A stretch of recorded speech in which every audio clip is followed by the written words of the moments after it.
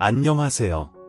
밤라디오 민준에 오신 것을 환영합니다. 제가 들려드리고 싶은 이야기는 충격적인 반전과 흥미로운 이야기입니다.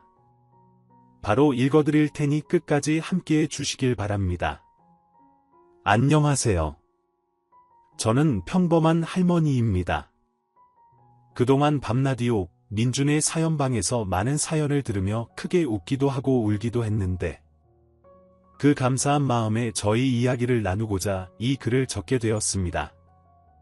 작년 가을에 있었던 저의 큰 사건인데 정말 놀랍고 소름 끼치는 일화입니다.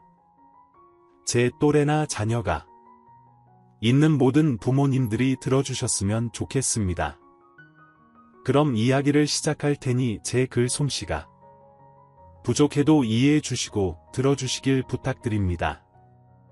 남편과 어떻게 결혼했는지는 아주 오래전이라 기억이 가물가물하네요. 그 당시에는 연애 없이 집안에서 소개해준 남자와 결혼했는데 저도 그렇게 남편을 만난 것으로 기억합니다.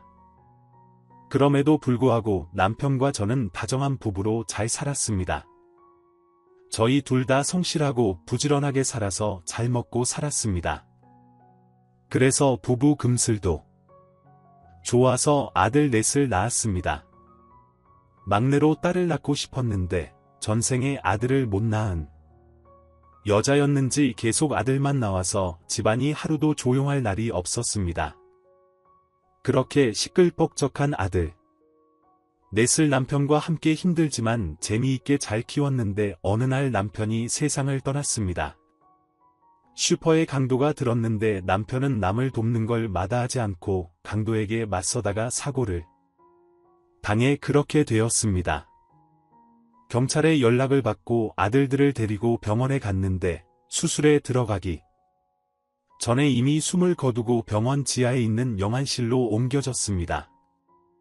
그때 제 심정은 아프고 슬프기도 했지만 아들 넷을 혼자 어떻게 키워야 하나 걱정이 들었습니다. 그래서 남편의 장례식장에서 눈물을 거의 흘리지 못했습니다. 앞날이 막막해서 걱정만 수백 번 했습니다. 그렇게 남편을 하늘로 보낸 뒤 저는 자식들을 키울 방법을 찾기 위해 어떻게 돈을 잘 벌 수 있을지 고민했습니다. 힘든 일이나 스트레스 많은 직업도 상관없이 무엇이든 할 각오였죠.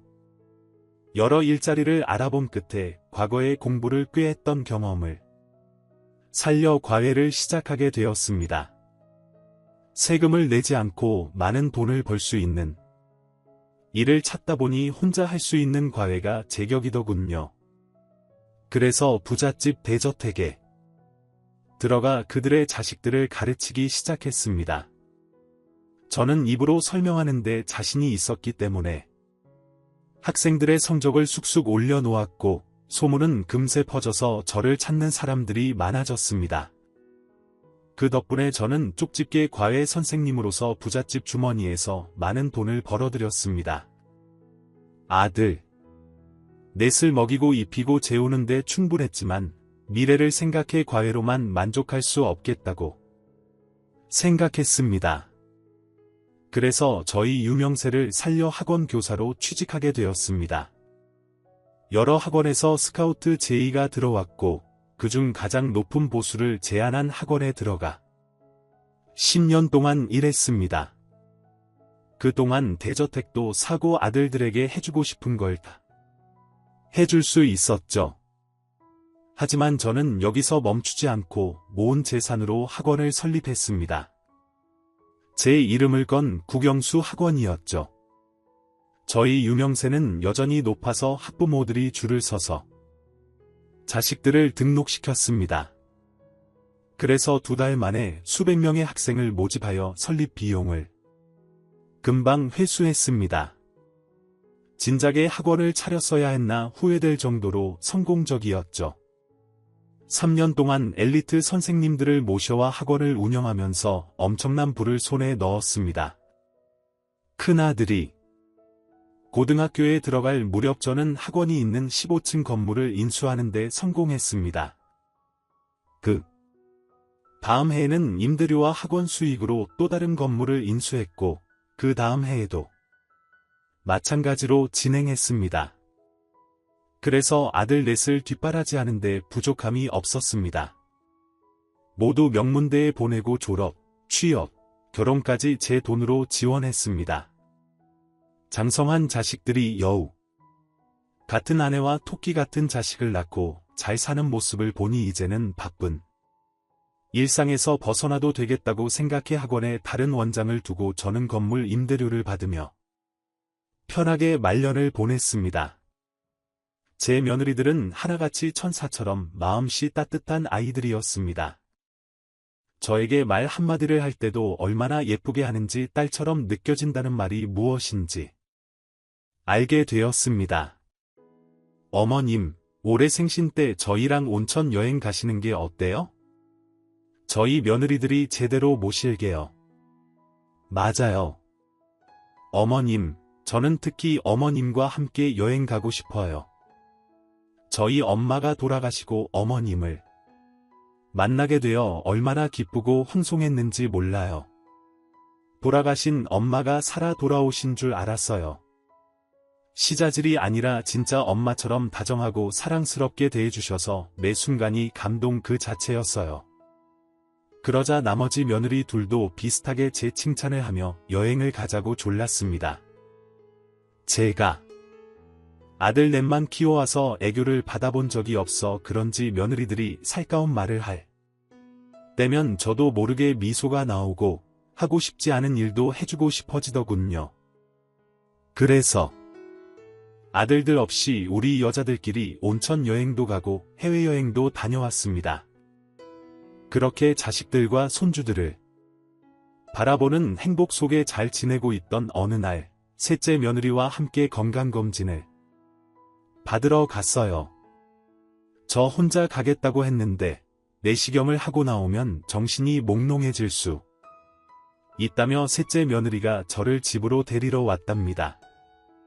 그래서 병원에 가서 소변검사, 피검사, 초음파를 받고 내시경까지 진행했습니다. 위와 대장을 동시에 검사했죠. 다행히 의사 선생님이 몸이 건강하다고 관리만 잘하면 오래오래 살 수 있다고 했습니다. 제가 혼자 살면서 건강식만 먹고 꾸준히 운동을 해서 몸 어디에도 이상이 없었거든요. 그리고 며느리와 팔짱을 끼고 병원에서 나오는데 마취가 덜 풀렸는지 하품이 자꾸 나오고 눈앞이 흐릿해지더군요.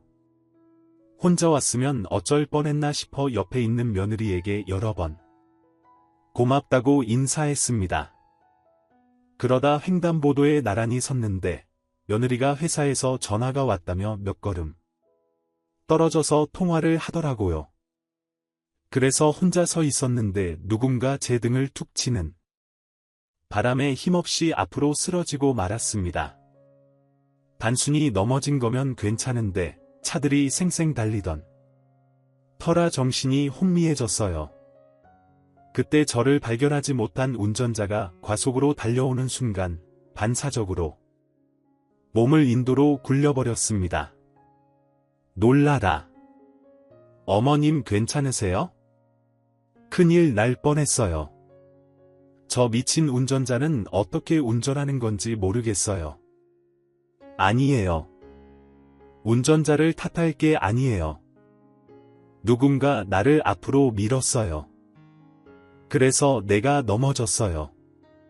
세아가, 혹시 누가 날 밀었는지 못 봤니? 네? 누가 밀었다고요? 아무래도 어머님이 마취가 덜 풀려서 착각하신 것 같아요. 아무튼 다치지 않으셔서 다행이에요. 어머님, 혹시 내가 실수로 날 밀은 건 아니지?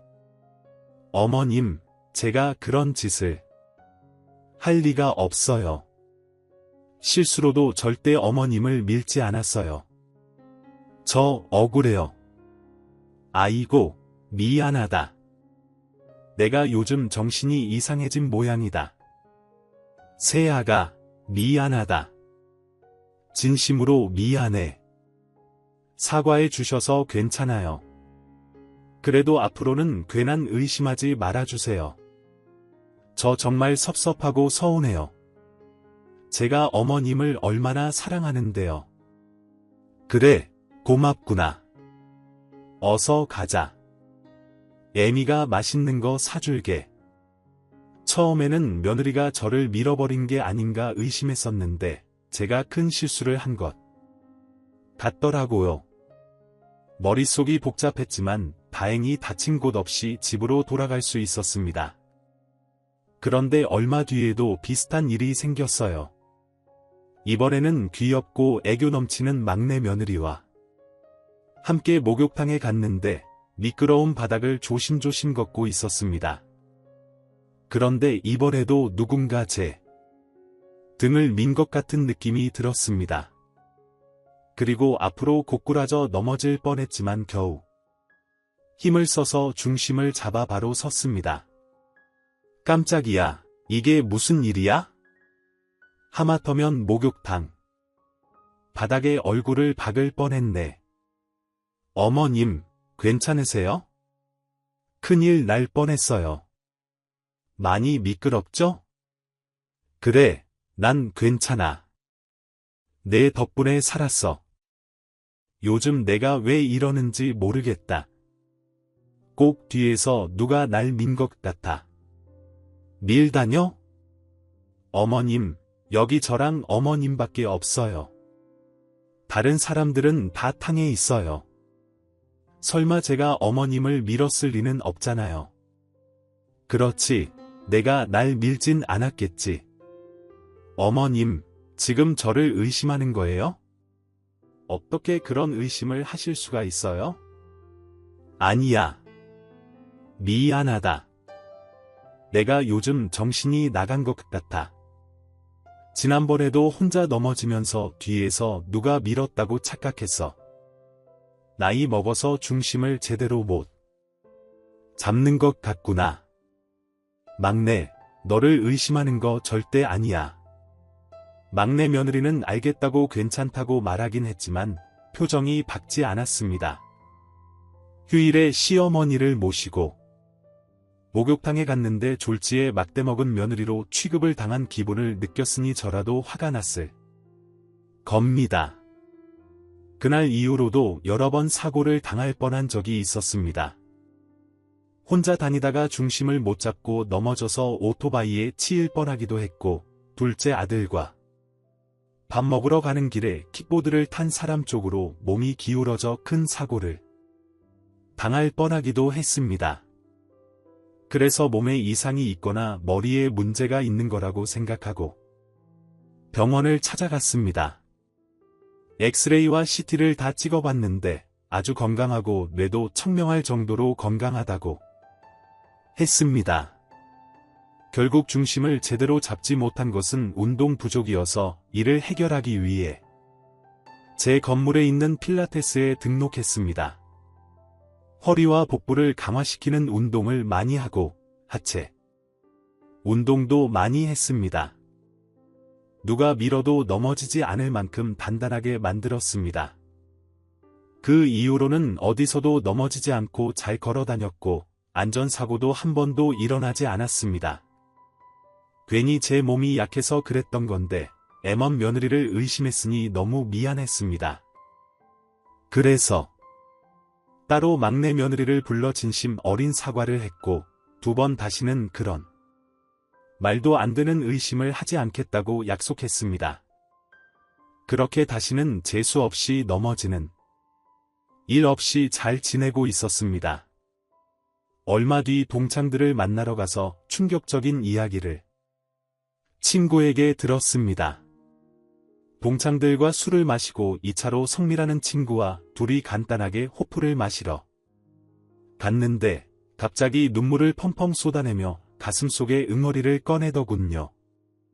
재순아, 나 얼마 전에 자식들과 연을 끊었어. 이제 나에게 가족은 아무도 없어. 얘가 갑자기 무슨 소리를 하는 거야?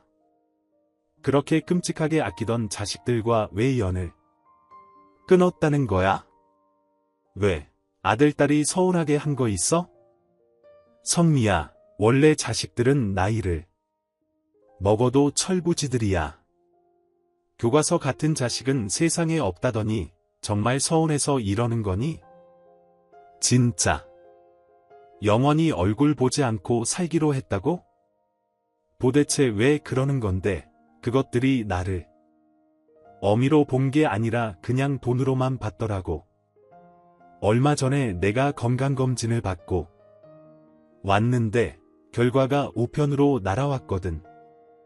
그날 아들 내외랑 딸 내외가 집에 와서 결과가 어떻게 나왔냐고 물어보더라고. 그때 나도 모르게 장난기가 돌아서 죽을 병에 걸려 시한부 인생이라고 연기를 했어. 자식놈들은 앞에서 슬퍼하는 척하더니 내가 안방에 들어가 자는 척하자 뭘 하는 줄 아니? 저 놓친 내 이제야 죽네. 이제야 놓친 내 재산 가지고 돈놀이 하면서 살겠다. 이러면서 다들 하이파이브를 하고 기뻐하더라. 난 여태껏 지들한테 아낌없이 주면서 키워줬는데 이런 식으로 내 뒤통수를 때리다니. 뭐야? 그게 사실이야? 그런데 넌 거기서 가만히 있었어? 쌍놈의 자식들을 혼내줬어야지. 나도 그렇게 할 수 있을 거라 생각했는데 겁이 나서 몸이 부들부들 떨리더라. 며칠 동안 시한부인 첩 침대에 누워만 있었는데 이것들이 집에 찾아와서는 재산 언제 줄 거냐고 물어보더니 내가 대답을 하지 않자 협박을 하더라고. 내 생전 자식들 눈빛이 그렇게 무섭고 살벌한 건 처음 봤다. 여하튼 결국 그 자리에서 경찰을 불러 자식들을 내보냈고 사실대로 말했어. 쇼를 했는데 이따위로 뒤통수를 치느냐고 난리를 치고 매질을 했지. 그리곤 부모 자식 간의 연을 끊자고 했어. 저는 친구의 말을 듣고 가슴이 찢어질 듯 아팠고 손발이 떨리기 시작했어요. 제 자식들이 한 짓이 아님에도 너무나 고통스러운 말이었습니다. 술을 마시며 울고 있는 친구에게 위로의 말을 연신 전하긴 했지만 친구의 감정은 쉽게 가라앉지 않았어요. 저도 마찬가지였고요. 그래서 1시간 동안 친구 자식들 욕을 바가지로 해주며 위안을 삼게 해주었습니다. 세상에. 그런 놈들이 어디 있느냐고 천륜을 잘 끊었다며 칭찬까지 해주면서 말이죠. 한참 시간이 지나자 친구가 기분이 좀 풀렸는지 눈물을 그치고 생맥주를 들이키더군요. 우리네 인생처럼 쓰고 달다. 그래, 우리 인생은 쓰기도 하지만 달기도 하지. 앞으로 달달한 일이 많이 있을 테니까 이렇게 우는 건 그만해. 그래봤자 속이 쓰린 건 너뿐이니까, 알겠니? 그래, 고마워. 채순이 내 덕에 마음에 있던 응어리가 쑥 내려가는 기분이다. 자, 한잔 하자. 친구야, 건배. 그래, 이제야 너답다. 건배. 그렇게 맥주를 연거푸 들이키며 수다를 떨고 나서 자리에서 일어나자 친구가 한마디 하더군요. 재순아, 너도 그거 한번 해봐. 그거 뭐 내가 했던 몰래카메라 말이야. 죽을 병에 걸렸다고 하든지 죽은 척을 하든지 해서 자식들 반응을 살펴보라고 테스트를 하란 말이야. 에이, 됐어. 괜히 애들 놀라게 할라. 난간이 작아서 그런 거 못해. 그래도 애들 마음이 어떤지 확인하면 좋을 텐데 나도 우리 애들이 착한 줄 알았는데 뒤통수를 맞았잖아. 알았다. 상황 봐서 몰래카메라인지 테스트인지 해볼게. 됐냐? 그렇게 대답하고 집으로 돌아왔습니다. 저는 친구에게 빈말로 대답을 한 건데 이상하게 진짜로 한번 해보는 게 좋겠다는 판단이 들었어요. 자식들이 몇 번 유산 이야기를 꺼냈는데 제가 아직 살 날이 많으니 조용히 기다리라고 해서 재산이 그대로 있었는데 이번 테스트를 하고 감동을 받으면 어떻게 분배해서 줄지 고민해 보기로 했죠. 그래서 어떻게 테스트를 해볼지 곰곰이 생각해 봤습니다. 친구처럼 시한부라고 거짓말을 할까 했는데 얼마 전 며느리와 건강검진을 다녀와서 아무 이상이 없다는 걸 모두 알고 있기 때문에 통하지 않을 것 같았습니다. 이에 저는 자다가 숨진 연기를 하는 게 제일 좋겠다는 결론을 내렸어요. 요즘 자다가 세상을 떠난 노인들이 많다고 하니까 이 연기를 해서 자식들과 며느리의 반응을 보면 좋을 것 같았죠. 물론 제 아이들은 제 죽음에 크게 슬퍼하며 난리가 날 거라 확신했습니다. 그래서 너무 오래 연기하지 않고 잠시 숨을 참았다가 빨리 깨어나서 장난이라고 말할 생각이었어요. 테스트를 할 생각에 벌써부터 제 심장을 쪼그라들었고 숨을 헐떡거리며 긴장했습니다. 그래도 이왕 마음먹은 거 제대로 해보기로 계획했습니다. 자식들과 며느리들이 전부 제 집에 모이려면 어떤 행사가 있어야 해서 뭔가를 만들려고 했어요. 이왕이면 좋은 소식으로 자식들을 모아서 놀라게 해주는 게 좋을 거라는 생각에 없는 기념일을 하나 만들었습니다.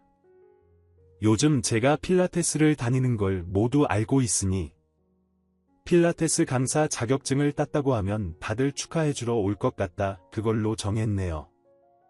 며칠 뒤 마음의 준비를 하고 아들들과 며느리들과의 단톡방에 제가 축하받을 일이 생겼다고 메시지를 보냈어요. 그랬더니 하나같이 축하하고 대단하다며 칭찬을 많이 해주더군요. 그리고 제가 말하지도 않았는데 애들이 먼저 축하 파티를 해야 한다며 언제가 좋을지 묻더라고요. 저야 어디로 출근하는 것도 아니고 바쁘지도 않으니 애들이 모두 시간 맞을 때 제 집에서 모이자고 했습니다. 자식들의 대화가 여러 번 오가자 이번 주말로 약속을 잡았고 점심부터 저녁까지 파티를 하자고 했답니다. 그렇게 나흘 동안 긴장을 잔뜩 하며 죽은 연기를 하며 보냈어요. 애들이 너무 슬퍼하면 어쩌나 하며 미안한 생각을 가지면서 말이죠. 시간은 빠르게 흘러갔고 약속한 주말이 찾아왔습니다. 저는 일부러 집 안을 치우지 않고 설거지도 하지 않았어요. 밤중에 잠을 자다 떠난 것처럼 보이려고 밥도 먹지 않았죠. 이윽고 초인종이 울리자 제 방으로 들어가 침대에 누워 이불을 덮었습니다. 애들이 비밀번호를 알고 있어 곧 현관문이 열렸고 우르르 들어오는 소리가 들렸습니다. 어머님 저희 왔어요. 뭐 준비하세요? 저희 온지도 모르고 어디 계신 거예요? 엄마 우리 필라테스 강사님 어디 계시나? 빨리 얼굴 좀 보게 나와 봐요. 엄마가 웬일이래 우리 다 불러놓고 코빼기도 안 보이고 말이야 어딜 나가셨나? 장 보러 가신 게 아닐까요? 제가 한번 방에 가볼까요? 자식들이 저를 찾는 얘기를 하더니 거실에 모여 앉은 것 같았습니다. 그리고 셋째 며느리가 제 방에 들어오길래 눈을 지그시 감고 가만히 누워 있었어요. 어머님 주무세요. 많이 피곤하셨나?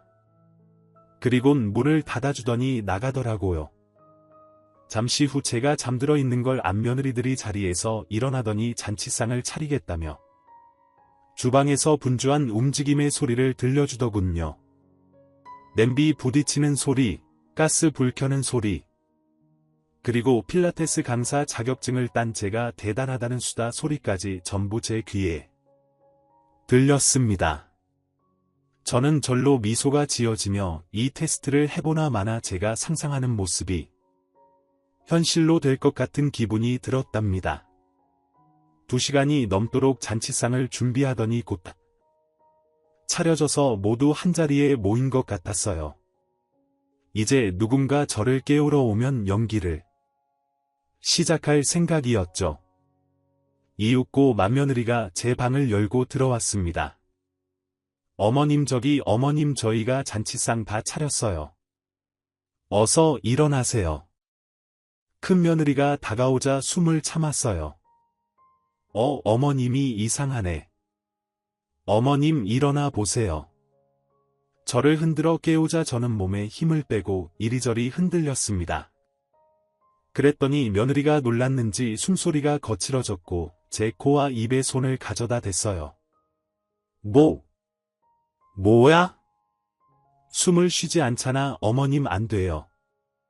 어서 정신 차리세요. 큰며느리가 충격을 받은 떨리는 목소리로 말하자 저도 놀랐어요. 이런 짓을 해서 미안해서 그만해야겠다는 생각이 들더군요. 그래서 눈을 뜨려고 하는데 며느리에 이어지는 말이 엄청난 충격이었습니다. 큰며느리는 방문을 열더니 헤이 에브리바디 CM이 죽었어. 다 같이 기쁨의 소리 질러라며 박장대소를 하더군요. 저는 놀라다 못해 진짜로 기절할 것만 같았습니다. 아니 충격으로 심장이 멎을 것 같았어요.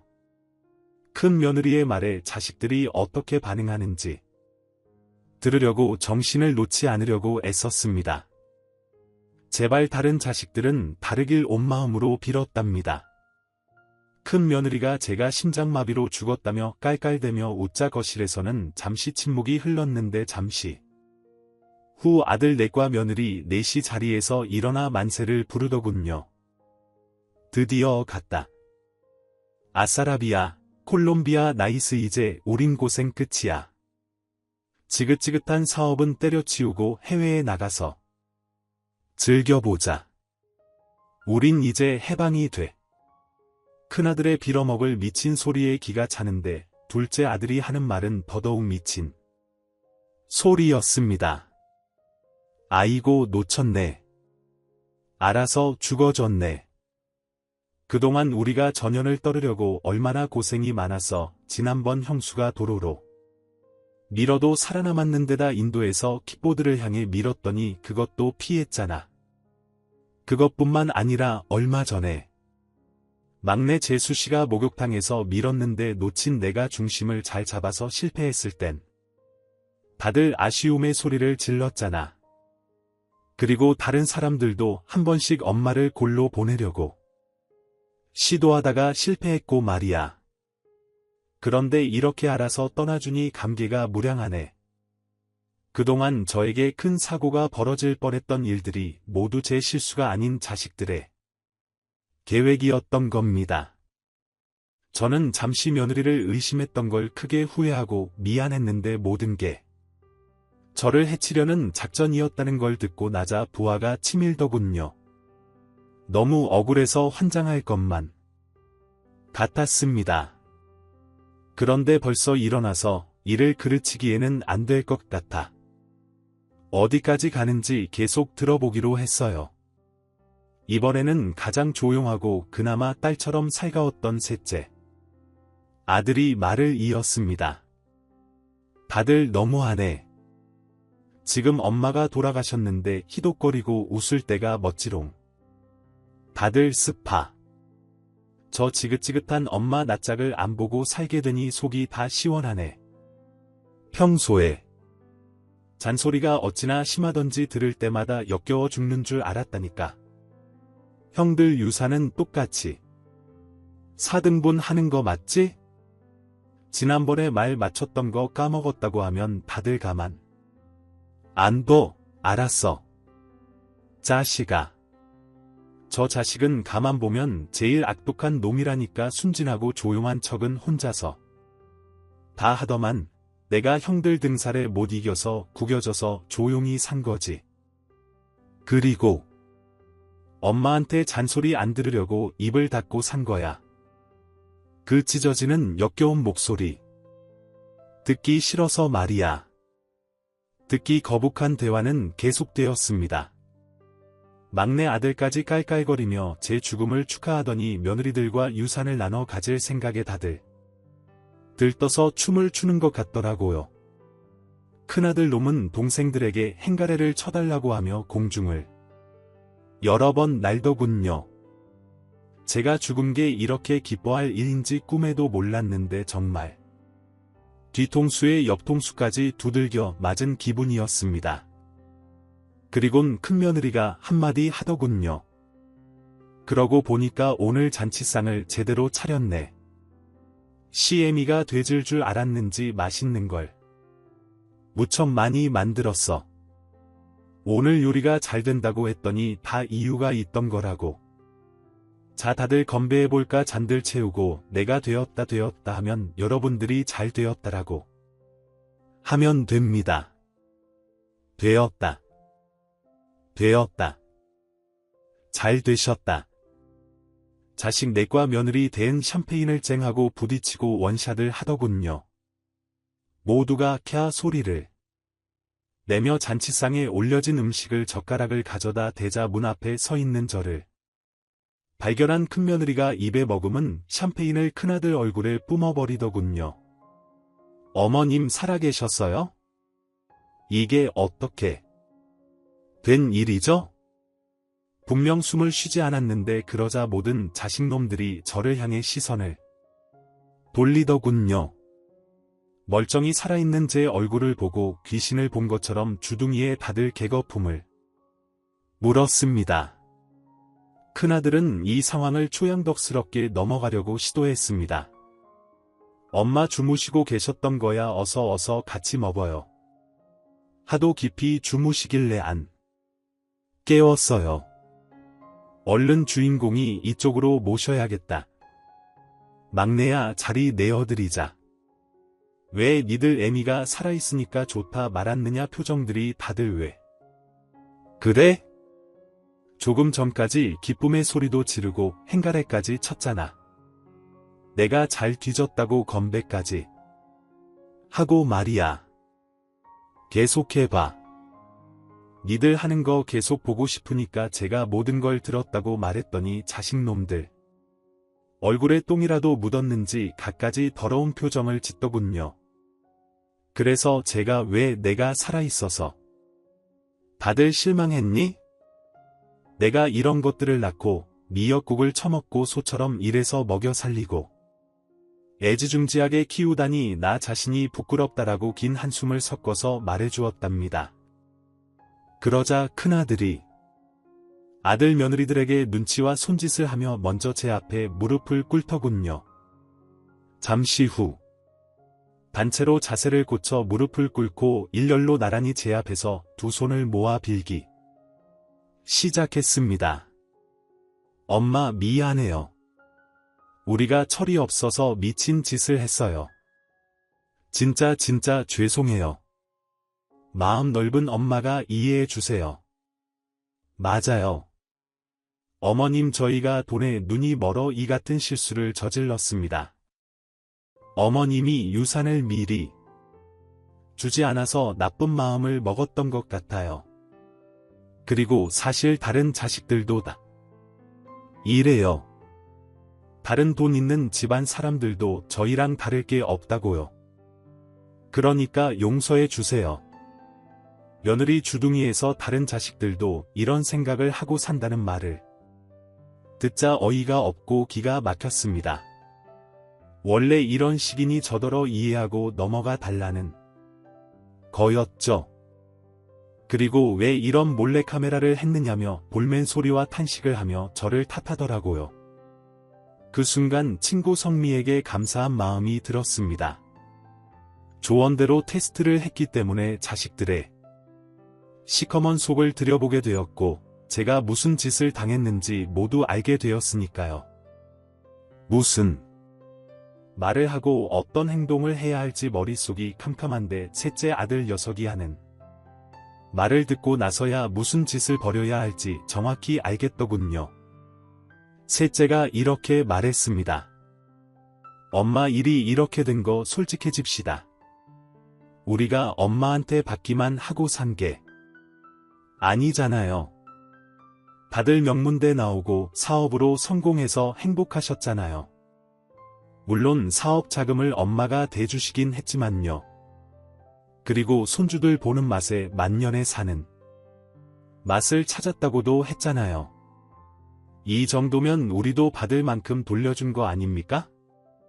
그런데 왜 재산을 아직도 혼자 움켜쥐고 있으세요? 지금이라도 공평하게 나눠주시고 평범한 모자지간으로 계속 삽시다. 얘 뭐야? 그럼 너희들은 나랑 거래를 한 거니? 이만큼 해줬으니 베풀어라. 이거야. 너희들은 내가 돈이 없었으면 어쩌려고 했니? 그냥 날 버렸겠구나 해준 게 없었을 테니까 말이야. 차라리 그 편이 나았겠다. 날 죽이려고 안달난 지금의 너희들을 보지 않아도 될 테니까 우리가 오죽하면 그런 짓을 벌였겠어요. 엄마가 재산을 혼자서 독식하고 있으니까 답답해서 그런 거잖아요. 일이 이렇게 된 데는 엄마 책임도 들어 있어요. 셋째 아들의 말에 다른 자식들이 동요하듯이 고개를 끄덕이더군요. 그래서 전 어떻게 끝을 낼지 머릿속으로 결론을 내렸고 이제부터 제대로 된 응징과 참교육을 해주기로 했답니다. 잔치상 끝으로 걸어가 밥상을 들어 자식들을 향해 뒤집어 버렸어요. 우르륵쾅 소리가 나며 그릇이 깨지고 음식물이 자식들 면상과 몸에 이리저리 튀었죠. 모두 인상을 찌푸리며 뭐 하는 짓이냐고 하길래 눈에 보인 먼지떨이를 들고 자식들과 며느리들을 사정없이 내리쳤습니다. 천하의 개자식들아, 내가 죽은 척했더니 박수치고 행가래하고 파티하는 것도 모자라 날 죽이려고 모의까지 해. 니들이 그러고도 사람 새끼라고 할 수 있어. 짐승도 그딴 짓은 안 해. 이 오물에 버무려 논바닥에 처박아버려도 시원치 않을 놈들아. 오늘이 너희들과 나의 마지막 날이다. 신나게 처먹고 나가서 다시는 보지 말자고 다들 그만하고 고정하라는 말을 연신했지만 저는 분노가 풀리지 않아 짐승보다 못한 자식들에게 매질을 멈추지 않았어요. 자식들이 나가지 않고 버티고 있던 건 제가 아닌 저의 돈 때문이었죠. 나갈 때 나가더라도 인연을 끊기 전에 재산을 달라고 노래를 부르더군요. 제가 자식들을 이토록 형편없이 키웠구나 싶어 매질을 멈추었습니다. 그래, 다 내 잘못이다. 너희들을 제대로 가르치지 못한 내 죄야. 너희들이 바라는 유산 주도록 하마. 그러니까 다들 나가봐. 엄마 진짜예요. 유산을 나눠줄 거예요. 그럼 더 맞아드릴 수 있는데. 아, 엄마도 힘들겠구나. 그럼 우리 엄마만 믿고 갈 테니까 빠른 시일 내로 유산 나눠주세요. 그리고 우리 얼굴이 보기 싫으면 안 보고 사셔도 돼요. 그래요. 어머님 줄 거 주고 받을 거 받으면 각자 알아서 행복하게 살면 되죠. 오늘 매 맞은 보람이 있네. 진작에 유산을 물려주셨으면 괜히 오해하고 이런 일은 없었을 뻔했는데. 아무튼 고마워요. 어머님, 우린 역시 시집을 잘 왔어. 이제 100만 장자로 평생을 살아가겠구나. 어머님 기다리고 있을게요. 파이폼으로만 무릎을 꿇고 있던 자식들 모두가 유산을 물려준다는 말에 일어나 집에서 나갔습니다. 저는 제가 엎어버린 밥상을 치우고 음식물을 청소했어요. 모든 걸 다 정리하고 나자 무엇을 해야 할지 알겠더라고요. 저는 유산을 물려주기 위해 이곳저곳에 전화를 돌렸습니다. 또 제 변호사를 찾아가 유언장을 고쳐 쓰고 왔죠. 그리고 혼자 한 달의 시간을 보내자 저에게 유산을 받은 자식들이 다시 찾아왔습니다. 제가 고용한 조폭 여러 명이 제 뒤에서 버티고 있자 자식들이 큰 소리를 뱉으려다 참더군요. 이윽고 눈치를 보던 자식들 중 큰아들이 조심스럽게 입을 열었습니다. 어머, 우리한테 무슨 짓을 한 거예요? 투자자들이 모두 자금을 빼버렸어요. 우리 사형제 모두 사업을 망하게 할 작정이세요. 엄마가 말한 유산이라는 게 이거였어요. 우리가 실수 좀 한 거로 치사하게 복수하는 거, 너 말 잘했다. 유산이라는 게 무조건 돈만 있는 게 아니다.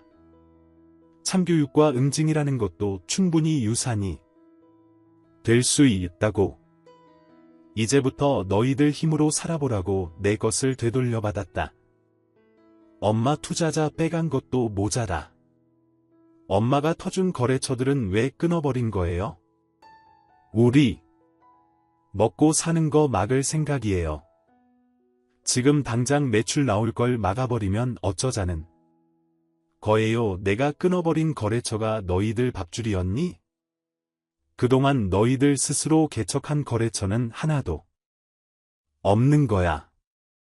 정말 대단들하다. 내가 사업장을 차려주고 떠먹여주고 있었던 거구나. 차라리 잘 됐네. 이제부터는 온전히 너희들 힘으로 살아봐라. 망하든 말든 이제 나와 상관없으니까 알아서들 살아. 그리고 지난번에 말했듯이 난 너희와 천륜을 끊을 거다. 앞으로 날 찾아오지도 말아라. 그리고 내 재산을 탐내서 몹쓸 짓을 계획했다가는 그때는 철창 신세를 지게 될 거야. 여기 조폭 아저씨들 보이지?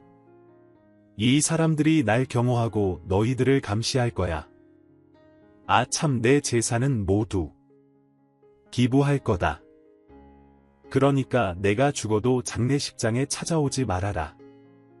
오늘부로 너희와 나는 아무 사이도 아닌 거야. 자식놈들은 제가 내린 결정에 크게 놀라며 웅성대며 대화를 나누더군요. 인생이 망하기 직전이니 어떻게 해야 하느냐며 걱정을 하더군요. 제가 죽었다고 테스트를 했을 때는 구경도 못한 표정들이었죠. 현실 파악이 제대로 되었는지 자식들과 며느리들은 사시나무처럼 떨며 무릎을 또 꿇었습니다. 그리곤 비기 시작했어요. 이번에는 지난번과 달리 납작 엎드려 살려달라고 애원하는 목소리로 들렸습니다. 아들 넷이 차례대로 용서를 구하더군요. 어머니, 우리가 죽을 죄를 지었습니다. 어머니한테 몹쓸 짓을 하려고 했던 거 진심으로 사과드려요. 그리고 어머니가 테스트를 했을 때 보인 모습들 진심으로 부끄럽습니다. 저희가 그것밖에 안 되는 인간이라는 게 너무 한심합니다. 엄마의 재산을 탐내고 망나니 짓을 한 거 모두 잘못했습니다. 제발 용서해 주세요. 엄마 덕에 우리가 이렇게 잘 먹고 살고 있었는데 그 감사함을 몰랐습니다. 저희 반성하면서 살아가겠습니다. 그러니 제발 용서해 주시고 저희를 살려줘요. 엄마, 난 형들이 시키는 대로 했을 뿐이에요. 막내라 시키는 대로 했다고요? 아니, 내가 무슨 소리를 한 거야? 엄마, 방금 한 말은 못 들은 걸로 해주세요. 앞으로 자식으로서 바르게 살 테니 한 번만 봐주세요. 아들 넷은 돈 앞에 무릎을 꿇고 구걸을 하더군요. 아무리 떠들어대도 제 마음은 바뀌지 않았고 이대로 연을 끊고 망가지는 걸 지켜보기로 했습니다. 너희들 잘 들어라. 내가 테스트를 한 건 잘못하긴 했지만 그걸 해서 니들이 어떤 놈들인지 알게 되었으니 더 이상은 모자지간으로 지내지 못한다. 난 앞으로 너희들을 사람 새끼가 되도록 참교육을 유산으로 물려줄 거야. 그리고 용서와 자비 따위는 없다. 내 할 말은 다 했으니 그만들 내 앞에서 사라져. 그러자 아들 넷과 며느리 넷이 제 다리를 잡으려고 하자 조폭들이 자식들의 손목을 꺾으며 제지했습니다. 손을 올리며 때릴 폼을 잡으니 다들 겁을 먹고 뒤로 물러나더라고요. 그런데 그때 셋째 아들이 벌떡 일어나더니 마지막 수를 두더군요. 에라이 놓친 노야, 일찌감치 뒤져서 열어 사람 피곤하게 하지 말 것이지 뭐 한다고 숨쉬고 살아있어 놓친데 당신이 재산을 분배하지 않겠다면 우리가 가만히 있을 것 같아. 정신병원에 돈을 줘서 강제 입원을 시키든 다른 계획을 세워 돈을 모두 빼앗아 오겠어. 역시나 변하지 않은 모습을 보이자 다른 자식들도 자리에서 일어나 왜 자기들이 무릎 꿇고 빌어야 하는 거냐며 좋은 말로 할 때 재산을 달라고 하더군요. 나중에 더러운 맛보고 싶지 않으면 빨리 달라면서 말이죠. 그래서 전 조폭들에게 눈짓을 했어요. 망나니 자식들을 개 패듯이 패도 좋다고 했죠. 조폭 하나가 현관문 앞에서 문지기로 섰고 다른 조폭들이 소파 뒤에 꽂아두었던 플라스틱 방망이를 꺼내 자식 놈들을 사정없이 매질하기 시작했습니다. 먼지락에 맞는 게 뭔지 제대로 보여주었죠. 그러자 아들놈들은 입만 살아서 감금 폭행으로 고소하겠다고 으르렁거리더군요. 아직 갈 길이 멀구나 싶어 조폭들이 매질하는 걸 계속 구경하고 있었고 찍소리 못할 때까지 두들겨 맞을 때까지 기다렸습니다. 이윽고 눈탱이 밤탱이에 쌍코피가 터진 자식 놈들이 제발 살려달라며 그냥 여기서 나가게만 해달라고 하더군요. 저는 찌찌거리며 핸드폰을 꺼내 녹음 파일을 들려주었습니다. 제가 테스트를 하던 날 감동을 여러 번 느끼고 싶어서 녹음 버튼을 눌러 놨었는데 그날 그렇게 쓰게 될지는 꿈에도 몰랐네요. 여기 니들이 날 해치려고 했던 이야기가 모두 담겨 있어. 도로에 밀고 목욕탕에서 밀고 베란다에서 사고사로 위장하려고 한 거 등등 니들이 몹쓸 짓을 한 거 다 담겨 있다고. 지금 나가서 경찰에 신고하면 나도 이걸 경찰서에 들고 갈 거야. 너희들을 모두 감옥에 쳐넣으려고 했는데 그건 너무 과한 처사 같더라. 나 없이 니들 힘으로 아무것도 할 수 없는 걸 느끼고 인생의 똥맛을 실컷 보라고 봐주는 거야. 그러니까 아가리 닥치고 꺼져 그랬더니 아무도 찍소리 못하고 조폭들의 손에 끌려서 제 집에서 나가게 되었습니다. 저는 화장실 변기에 앉아 마음 정리를 했습니다. 자식들을 가슴에 묻는 게 아니라 변기통에 똥오줌을 싸며 오물 속으로 묻어버렸어요. 무슨 일이 있어도 용서하거나 봐주지 않겠다고 맹세를 하면서 말이죠. 그렇게 아들 넷을 계속 감시했는데 모두 넉 달도 채우지 못하고 사업을 말아먹었습니다. 그도 그럴 것이 제 손길을 빼버리니 아무것도 하지 못하더라고요. 명문대 나온다고 해서 무조건 똑똑한 건 아니었나 봅니다. 사업이 망하고 다른 곳에 취업하려고 했지만 명문대만 나왔지 학점이나 스펙이 많이 딸려서 일반 회사에 들어가지 못하더군요. 그래서 아들 넷은 바닥을 치고 처자식을 먹여 살리려고 각자 노가다 공장, 식당 배달부로 일하기 시작했답니다. 그래도 저 자식을 굶기고 싶진 않았는지 자기 한 몸을 갈아가며 돈을 벌더군요. 저는 속으로 이제야 좀 정신을 차리고 사는구나, 다시 만나지 않아도 사람 고시를 하며 살겠지 하는 생각을 했는데 이것들이 다시 저를 찾아와서 돈을 요구하더군요. 너무 힘들다고 제 도움이 필요하다며 그 많은 재산을 혼자 써서 뭐 하냐며 어리광 섞인 말들을 했습니다. 그 말을 듣는데 정말 진이 빠졌습니다. 이건 가르침의 문제가 아니라 천성이 그 모양이었던 겁니다. 느끼는 바도 없고 끝까지 편하게 호의호식하며 살고 싶어하는 자식놈들에게 아주 조금 남아있던 미운 정까지 탈탈 털어버렸답니다. 당연히 전 받아주지 않고 조폭들을 시켜 매질을 하고 내쫓아버렸어요. 이후 자식들은 개고생하며 계속 살았습니다. 그런데 제 참교육은 여기서 끝이 아니었습니다. 몇 년 뒤 중고등학생이 된 손주들이 핸드폰을 가지며 연락을 걸어왔는데 왜 자기들을 만나주지 않냐며 서운해하더라고요.